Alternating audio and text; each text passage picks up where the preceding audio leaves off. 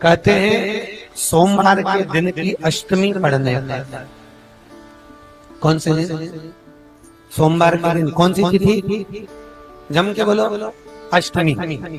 सोमवार के दिन अगर अष्टमी तिथि पड़े और उस दिन अगर 5 बेलपत्र भगवान शिव को समर्पित कर दी जाए तो व्यक्ति जो सोचकर जिस कामना से जिस मनवांछित फल के लिए बेलपत्र चढ़ाता है उसकी वो कामना मात्र 3 महीने में पूरी हो जाए।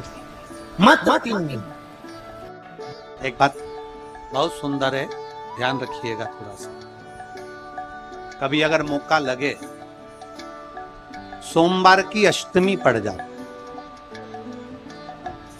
क्या पड़ जाए सोमवार की? जम के बोलो जरा। अष्टमी। या तो सोमवार की अष्टमी पड़ जाए या हर महीने शिवरात्रि आती है, हर महीने आती है। या तो सोमवार की अष्टमी पड़ जाए या फिर सोमवार की शिवरात्रि पड़ जाए, हर महीने आती। प्रयास करना कहीं से देसी गाय का दूध मिल जाए, थोड़ा सा दूध देसी गाय का मिल जाए, थोड़ा सा देसी गाय का थोड़ा सा दूध अगर प्राप्त हो जाए,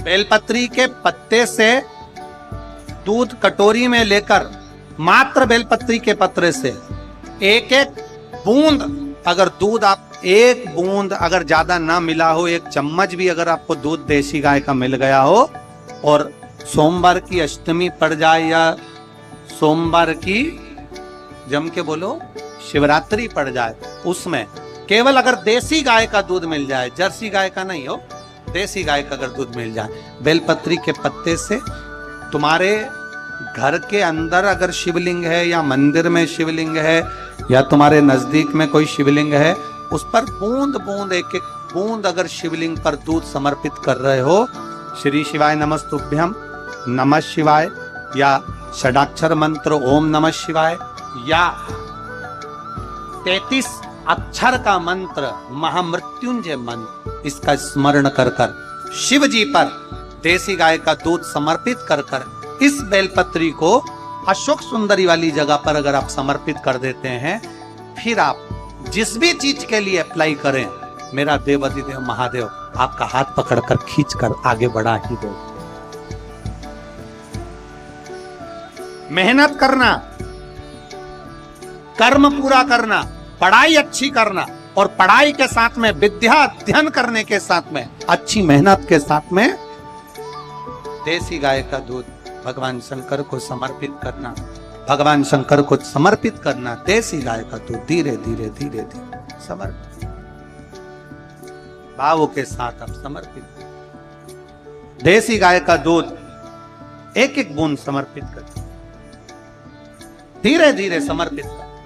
और देसी गाय का दूध जब धीरे धीरे समर्पित करें, बड़े रास्ते से आनंद से धीरे धीरे जब आप समर्पित करेंगे, बेलपत्री वही दूध में सनी हुई बेलपत्र अशोक सुंदरी वाली जगह पर, उस समय पर डंडी का भाग शिवलिंग की ओर नहीं होना चाहिए, उस समय पर डंडी का भाग जहां से पानी बहकर जाता है अशोक सुंदरी की ओर से, वहां पर होना चाहिए।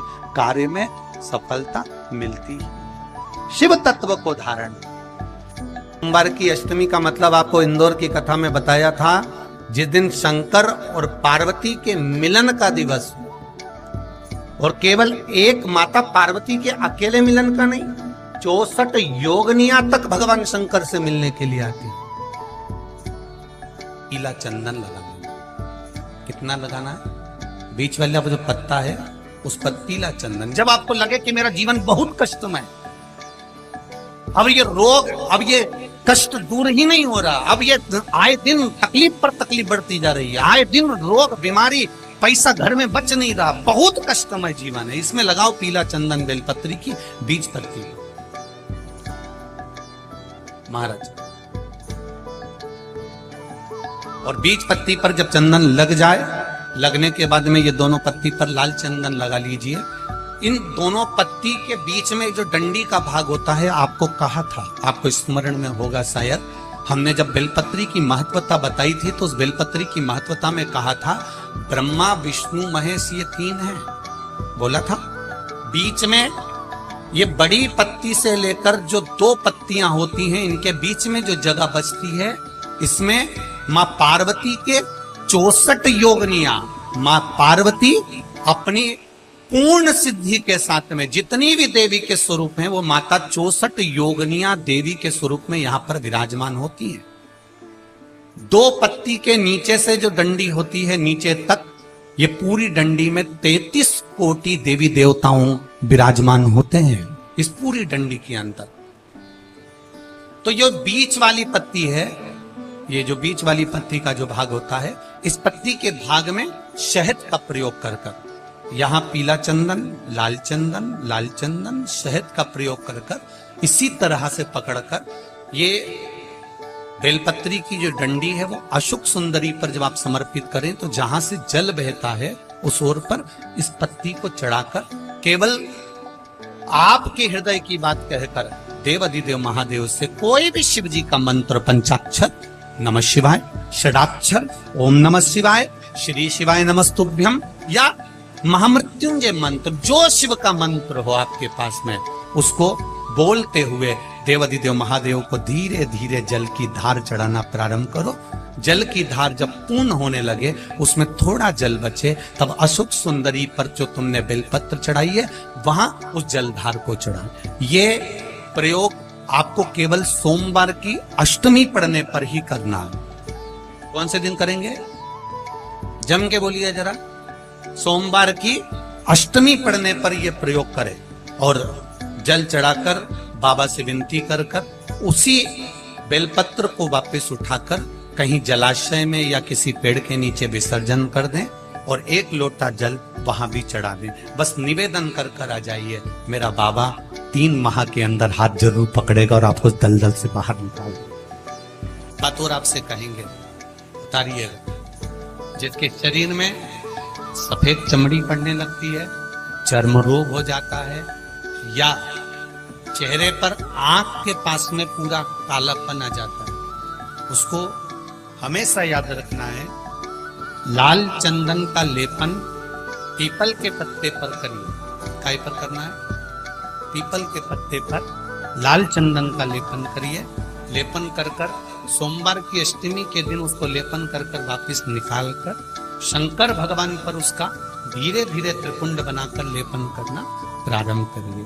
जब आप त्रिपुंड बनाकर लेपन करना प्रारंभ करें, उसके बाद उस चंदन को जो सोमवार की अष्टमी है तब निकाल कर लिया है और निकाल कर लाकर उसको डब्बी में रख लें। तो चंदन का प्रयोग चर्म रोग के स्थान पर थोड़ी थोड़ी मात्रा में करना प्रारंभ करें, पानी के साथ मिलाकर।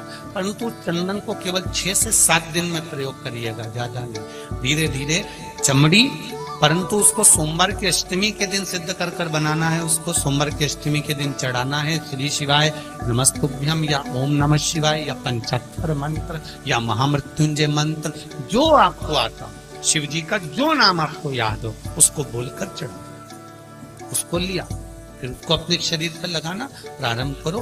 उसका फल आपको 15 दिन के अंदर धीरे धीरे धीरे धीरे प्राप्त होना प्रारंभ। लाल चंदन का प्रयोग शिव जी के लिए अवश्य। सोमवार के अष्टमी के दिन अशोक सुंदरी वाली जगह, सबको मालूम है ना अशोक सुंदरी की जगह, अशोक सुंदरी वाली जगह पर 7 हल्दी की बिंदी रख दी जाए।